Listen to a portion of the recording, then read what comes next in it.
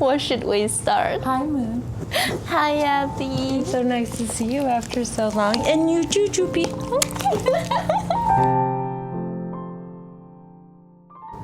I still remember the first time when I saw you. Juby just walked me to you. And then we had like 1 hour and a half conversation right outside of your apartment building. Yeah. On the street. On the street. Sitting on down. the pavement. Yeah. That is the most beautiful. I don't talk to strangers that way. I'm introverted. Me either. I don't either. I'm such a germaphobe. I wouldn't normally sit on the sidewalk, but I was enjoying our conversation so much that we just sat down. And we share the same last name. Even though I'm from China, and you have a Germany last name. Yeah. We are so sisters. We are so sisters, and I knew it then. I knew it even before we knew the last name thing, but it makes sense, right? Because I think we're kindred spirits. And that's why every time when I talk to you and I come to you, I feel like I'm meeting my future self. Maybe talking to me, you feel like you're talking to your younger version. Yeah, and I hope you're even better than me. No. You know? No, I do. I'm like, I hope that these lessons make you better version, because I'm like, I have work to do like everybody else. I'm like, you're an amazing person. You have such a bright future ahead. And I think if you put your mind to it, you will get everything that it is that you want. And what you want might change. You know, and I think that's one thing that everybody should give themselves some grace with, of like, what is expected of you when you're growing up, of what, oh, this is what my future looks like, and what you end up wanting can be different. Yes. Right? Like, you know, if you grow up one way of like, oh, I'm expected to be a doctor, right? Or I'm expected to get married, or blah, blah, blah. That doesn't have to be. You didn't fail if you didn't do what was expected of you as a kid. And I think that comes through in almost every family. You know, there's something about, and it doesn't matter where you're from, right? Like, as you grow up, there are certain expectations you maybe put on yourself, some which are put on you, and some which you think, maybe even invent, of like, oh, I think my parents expect this of me. They might not. It's your own. Like, I know now in my 40s that my parents don't expect me to have their life, right? And get married and have kids and blah, blah, blah. They just want me to be happy. But if you asked me in my 20s what I thought my parents wanted for me, I'd be like, oh, it'd be all those things. But really, when it comes down to it, and when I've had conversations with them, they were like, we just want you to be happy and be a, contributing member of society. Like, and that's a lovely thing too. Yes. Right? But I think sometimes we all think a certain thing, and it takes that work on yourself of like, oh, what is it that I want? Because that's the hardest thing to figure out in life. How do you want to live this life? What do you want? What do you want to achieve? What do you want to leave as a mark? And that can be beautiful if that's family and whatever, or if it's career, or it's an invention, or it's, some amazing, thing, that discovery that advances society. That would be wonderful. I don't think that's in my cards, but I think that beauty and art could be. And I hope that one day that will be what it is.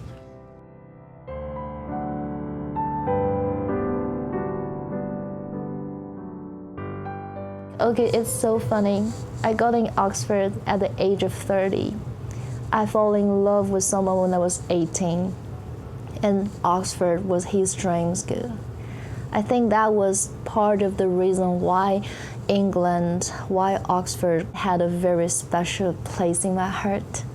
Because when I was 18, such a silly girl, and I fell in love with someone who's so smart, so intelligent. And I still remember the time we spent together. And then it's so funny. It took me 12 years, walk myself all the way step by step to fulfill his dream. He settled. He got married in 2020. I mean, I still remember the day. We had common friends. I actually heard from one of our common friends like, hey, blah, blah, blah, and he's actually settled. And then that was the moment I feel so mixed feelings. Part of me feels so happy for him. I just feel happy, like someone I love, and then he's having a good life. And I only wish him good. But also it's very painful because he was my dream for 10 years. I loved someone for 10 years. Even after the relationship ended, I still secretly love him. He was my hugest inspiration, and I even walked myself towards to his dream school at the age of 18. I think he definitely marked as someone who planted a seed about why England, because we had a lot of conversation about England. And why Oxford? It's because someone I loved when I was 18.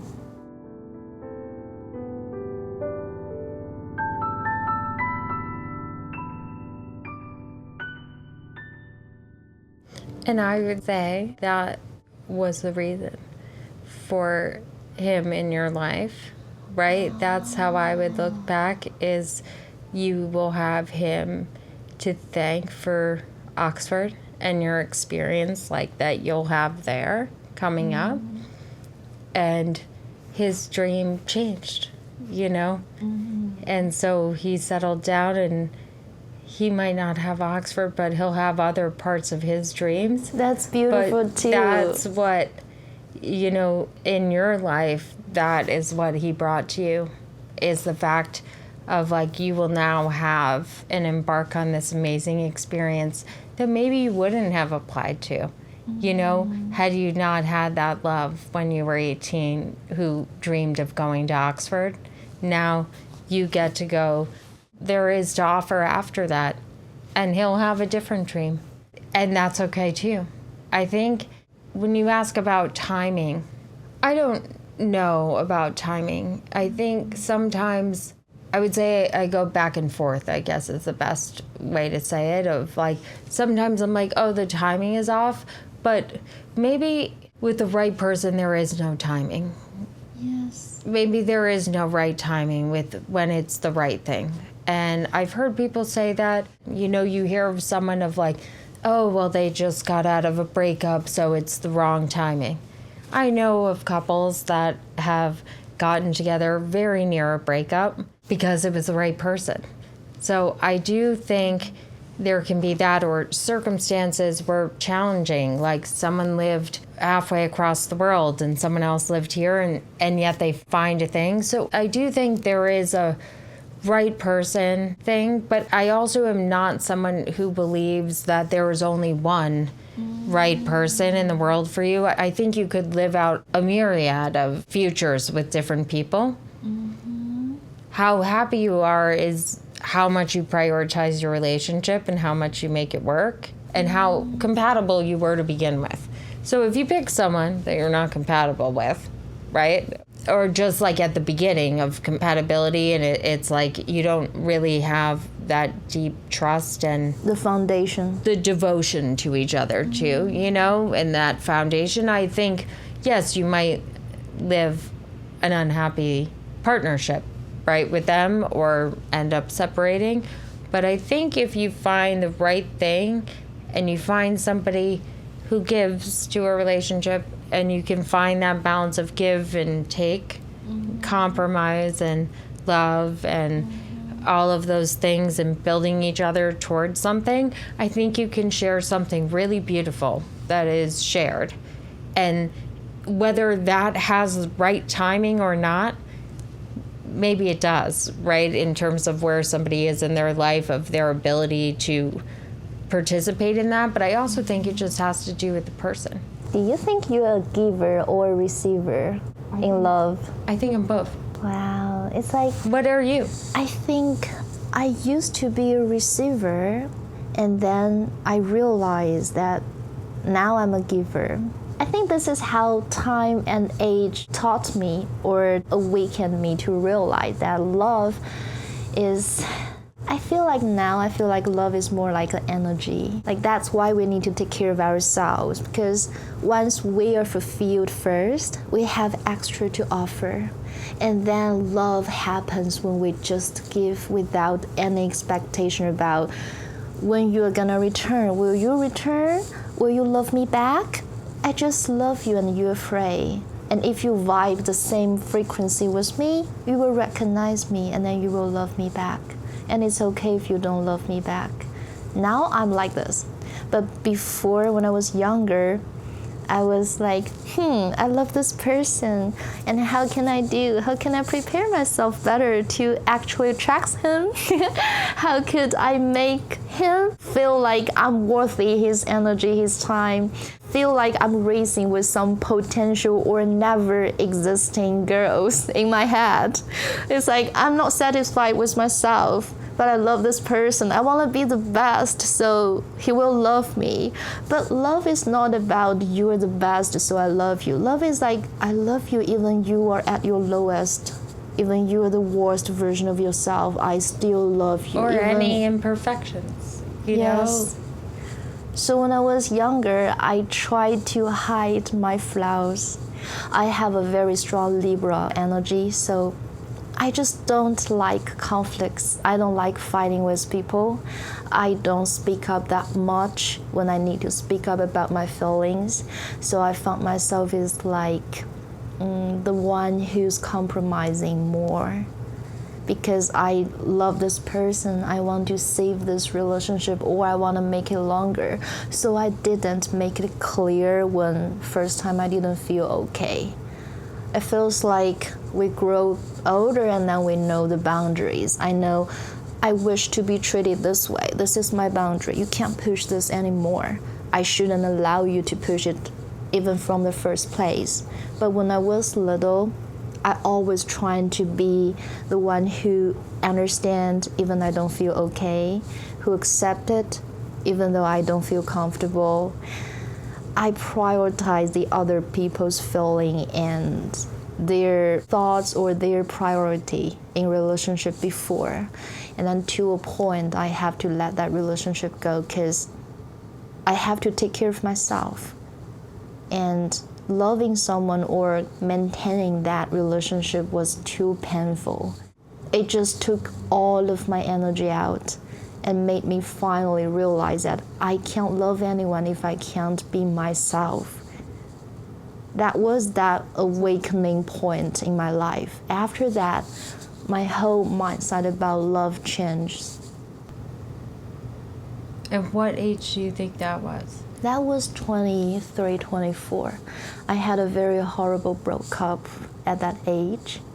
And then I think that breakup taught me, wow, I've done my best. But because I've done my best, so now I feel no regrets letting it go.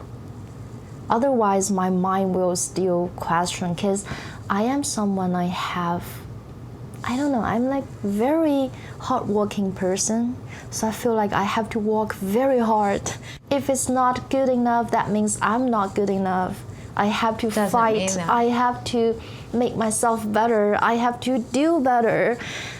But no, I've done my best, but the relationship didn't work out. And then there's a lot of hurtful things.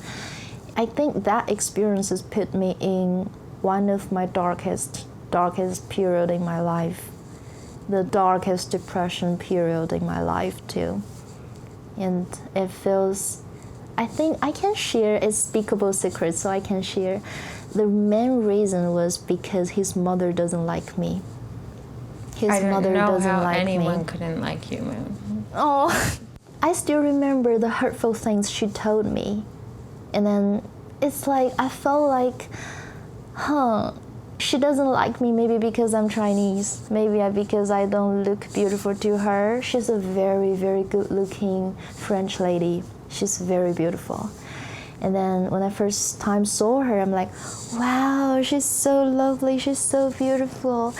And then, so because of that, I can't believe in the end, the relationship ended because she really doesn't like me.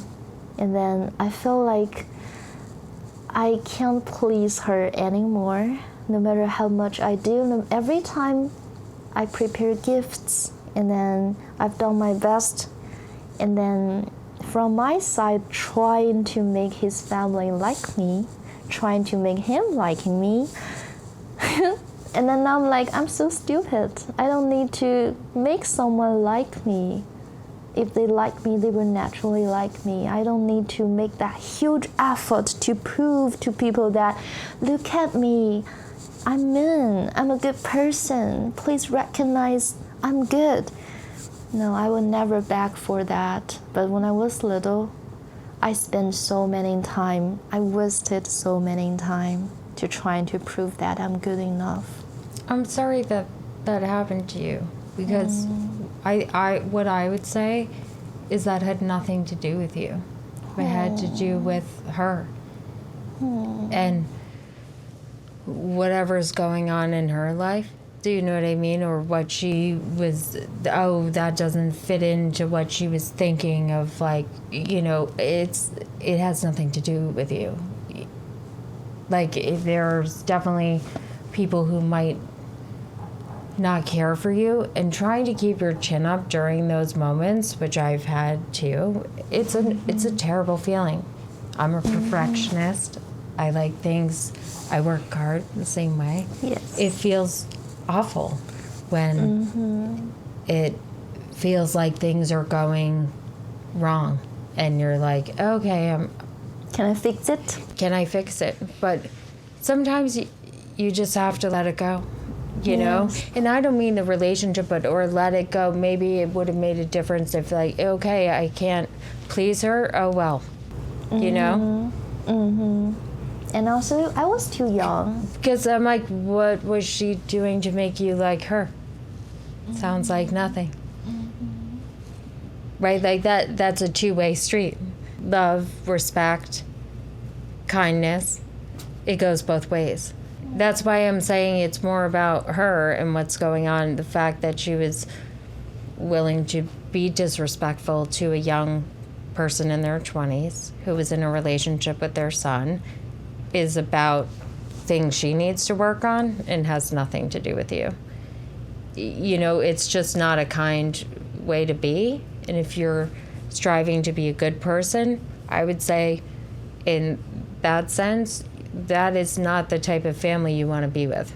That actually was the moment I decided to end that relationship. I remember I was in Boston. I was crying, and then my roommate, she spotted me, and then like, oh, what's happening then? Why you're like so sad? That was the first time, because I always keep my privacy. I'm not someone who's easily letting things out.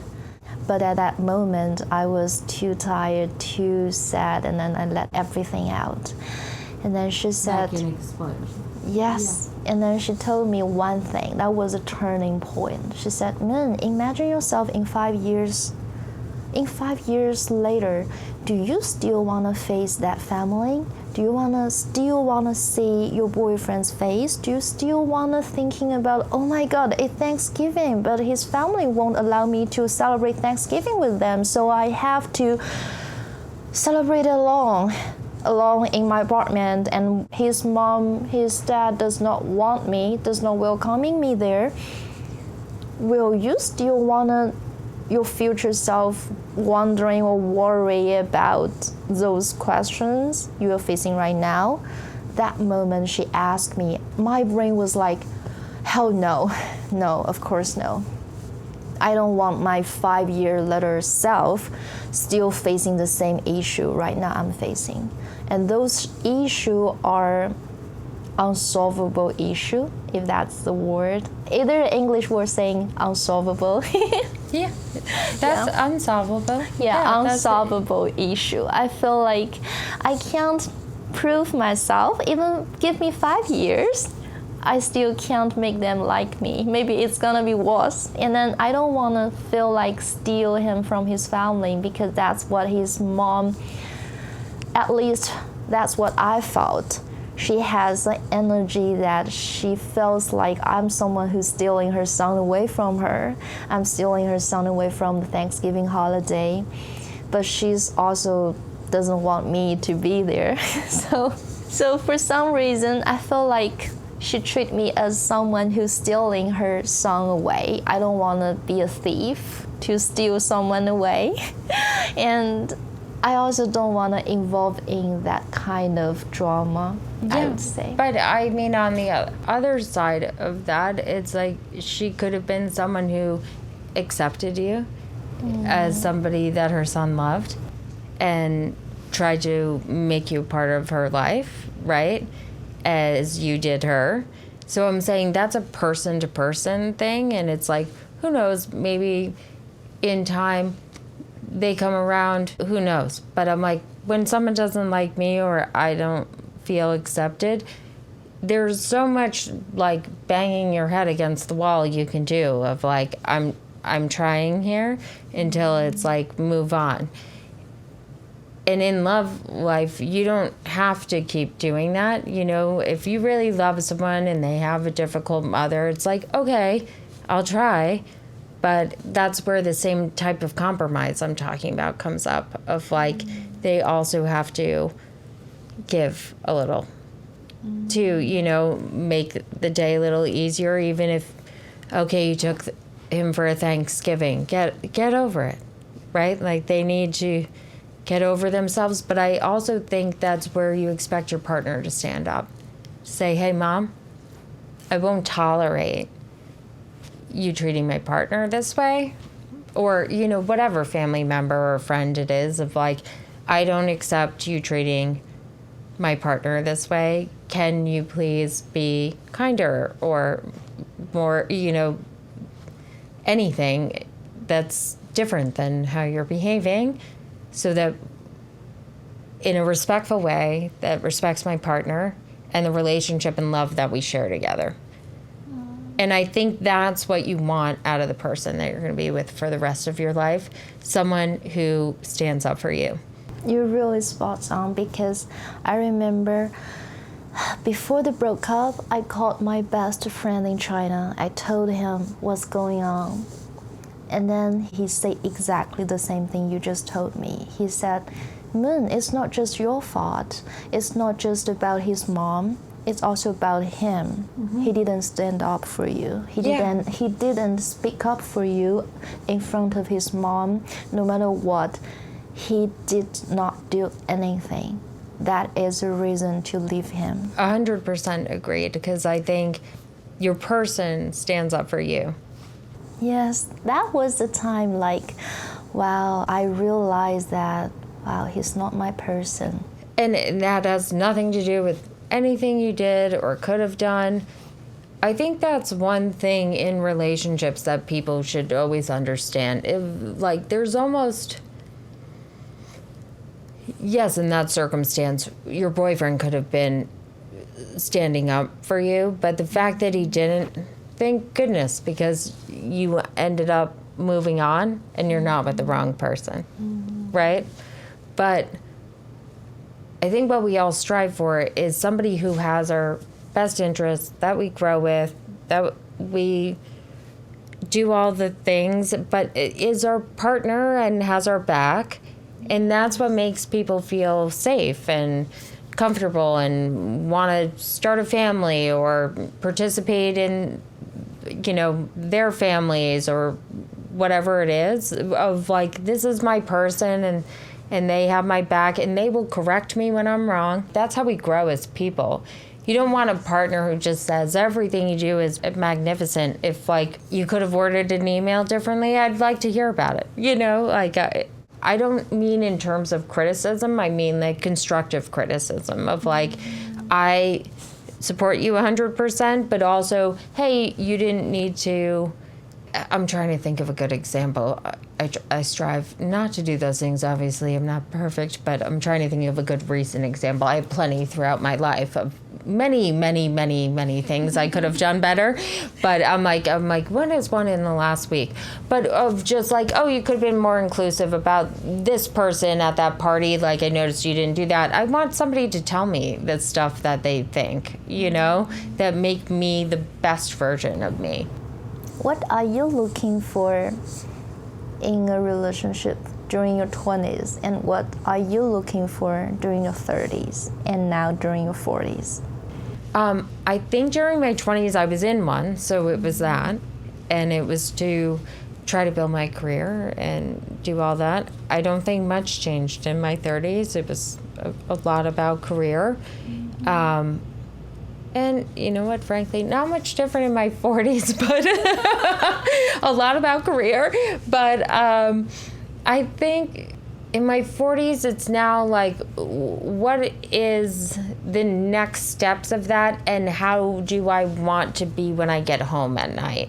And so whether that's like really having the partnership, I mean, I think I've always wanted, because of, and this doesn't make it the right thing for everybody else. It's like, I wanted the kind of marriage unit that my parents had and family.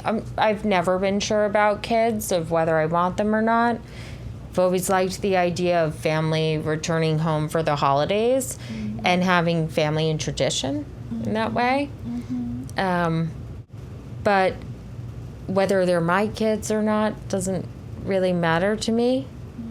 As long as, like, I think I like that idea of growing old with somebody and kids returning home. Maybe I'd want one of my own, but I'm not sure. I'm now getting dangerously close to, like, not doing that because, I'm 40.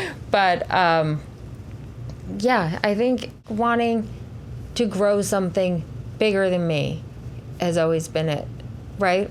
Family, career, any of those things would be on par with what I want. I want to grow things that are bigger than me, that are long-lasting, that are positive to the world. I think a lot of love to give and put out into the world, and through art, I think that's a magical way of doing that. Things that uplift people. I really believe in that. Things that are just something that can be appreciated with the eye. Things that make people think in a different way. Things that make people stop in their tracks of a busy schedule to really feel something of, like, the humanity that's around us, especially in the time that we're going through now, which I find just is so tumultuous and so much turmoil and all of that. It's like anything that can bring somebody out of the day-to-day grind and what's going on, or appreciate beauty, or appreciate taking a second to think, is, I would love to and hope that my life will have given to moments like that for other people in a larger sense than my nuclear people, Feels like I'm talking to my own from future. Right now, it feels like you're moon, but from future to deliver this message to me, because that is the thing I trying to find a word, and right now I'm awakening. I feel like that calling, but I haven't find a phrase or a sentence to say, because we are artists. We are kindred souls. We are artists, so that's why we connected, because we're so similar, like in so many ways. We recognize each other immediately. I think even energies, right? And I've never articulated that. No one's ever asked me that, so I think that's why I didn't say it exactly how I would want to, but that's what it means to me, of, like, being alive. And I think that's why, like, when we passed each other on the street. Energetically, we found each other. With Jupiter. Jupy found You. yes, and then recognizing the energy between us and that we have something in common is how, I mean, that is what, to me, humanity is about too, of like, and so I think that's like kind of amazing, right? That we found each other, kindred artists, spirits on the street. Yes. Who love positivity, love all Believe of in those, true love. believe in true love. And also, like, you know, even with like things that are going on in the world, can find joy, you know, in each other, in shared experience, in beauty in the world. And yeah, I don't know. I wish I had a more eloquent way of saying what I mean, but In life, sometimes I feel like, because we only have one person, and sometimes we have too much we want to achieve, and we kind of like, for example, like me, I got curious about a lot of things. So, for example, I have a dream. Okay, so I had 2 bachelor's degrees, one in sociology and psychology, the second in jazz composition. Those are 2 totally different paths. So I want to share unspeakable secrets of me, that I turned 30 in New York City. Like, one of my most admiring, my female friend, she celebrated birthday with me. I really appreciate our wonderful shared birthday. But at the same time, I have to admit that I broke into little pieces seeing her. It's nothing about her. She's my best friend. I love her. I adore her. And she's wonderful. She's amazing. But she reminds me of a path that I didn't choose. I ended up not taking. Right now, she's a lawyer and working in New York City. She can afford a beautiful studio. And then she's just, I would say, being a lawyer, becoming a lawyer was part of the dream inside me. I didn't ended up taking. I just didn't. Because my first major is sociology, and sociology we got bachelor's in law. So when I was little, when I was younger, I hoped to fight for more rights for those disability groups. That was one of my huge dreams, to serving humanity. And then now I'm serving humanity for another way, like you, in an artistic way. We create beautiful things and we deliver healing energy through our arts, through our voices, through our creations. But we're not directly dealing with all those things to trying to fix some issue and trying to fight for justice. That was a path I dreamed of pursuing, but I ended up not taking. So on my birthday, 30th birthday, I celebrated with my friend who just became a lawyer. And then it feels like, because we're at the same age, and then she took on a path I ended up not taking. So I feel so sad at the same time. It felt like, because I'm leaving New York, so it might be the very last few times I see her in person. I spent time with her in person. She's having the most beautiful life in New York City all by herself. She can support herself in a very good life, which I can't. Right now I'm still struggling, suffering, young artist. And then I feel like I'm saying goodbye to her on my birthday. Not real goodbye, but just after the dinner, we have to walk back to our home. I say goodbye, and I also say goodbye to a life that I ended up not taking. And I cried. I remember we went to a Korean restaurant, and then after that, we say goodbye to each other. I took a long walk from Times Square all the way back Times Square is the most crowded place I don't enjoy. Yes, it's awful. So that was my 30th birthday. I walked from Times Square all the way. So there are so many people, so crowded, so many smells, and then so overwhelming. And at moment, I was crying, felt like so alone. I said goodbye to my friend. I said goodbye to another moon. Yeah. Do you have that moment in your life? I think I probably have had many moments like that throughout my life. But there are a few things to touch on then. Within that, it's how you feel your day, right? And what makes you feel good about you, about what you've accomplished, about what you're working on. That is for you to decide. You can fight social injustices as an artist. You don't necessarily need to be a lawyer.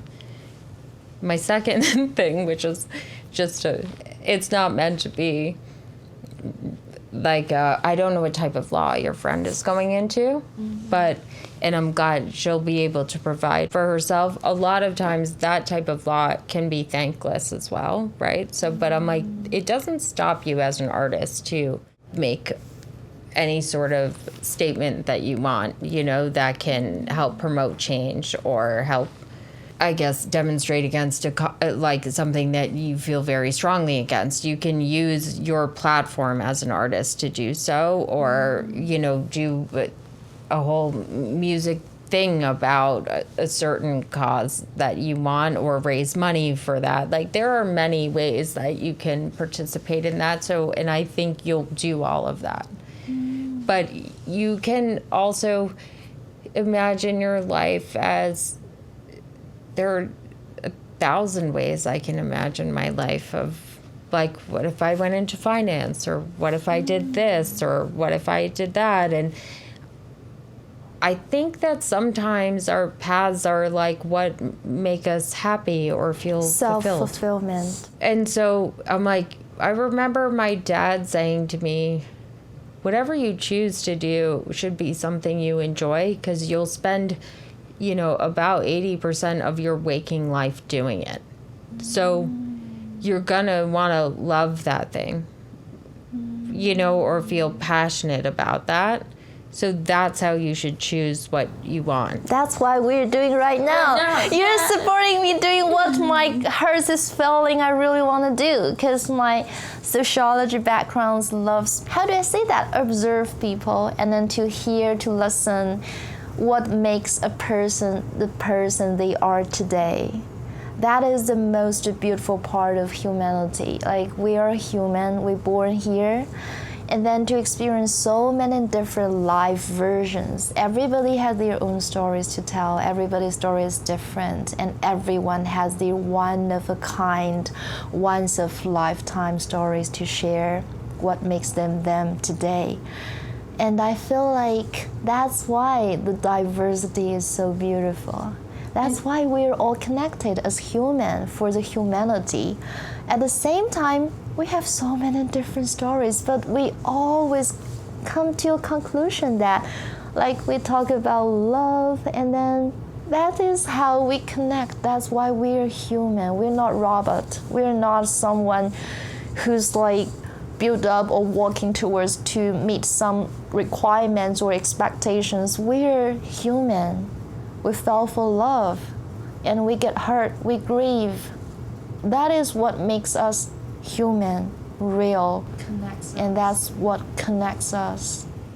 And I think that even that is all humans, right? It's like, even with people in conflict areas or whatnot, the pursuit of happiness, like family, relationships, success, like, that is a collective thing, regardless of any religion or socioeconomic background or culture or this or any pressures of anything, right? That is what everybody's looking for, is inner peace. it would be lovely if the whole world could be peaceful, but I do think that it doesn't differ amongst anybody.